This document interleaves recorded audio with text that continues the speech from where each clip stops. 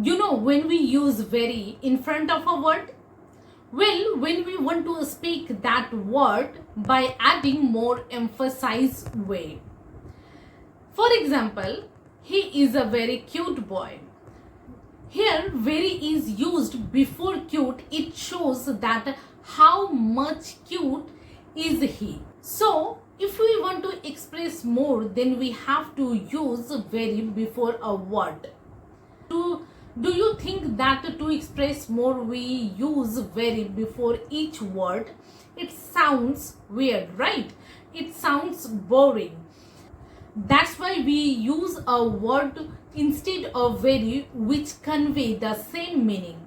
Namaskar, I'm Rita. Welcome back in this linguistic journey. Today in this video I'm going to talk about some such word which we use instead of very and we get exact meaning of those words.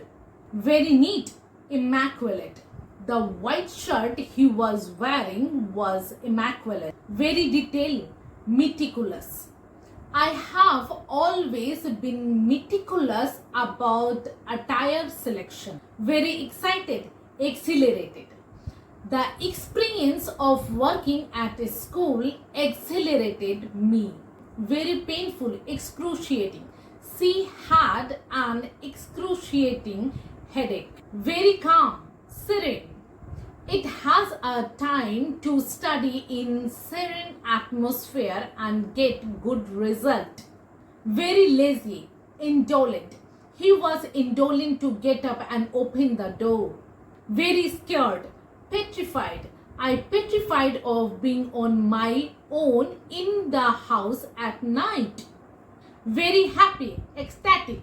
He was ecstatic when he scored good marks. Very nervous, apprehensive. I am apprehensive about tomorrow's exam. Very busy, swamped. I am swamped.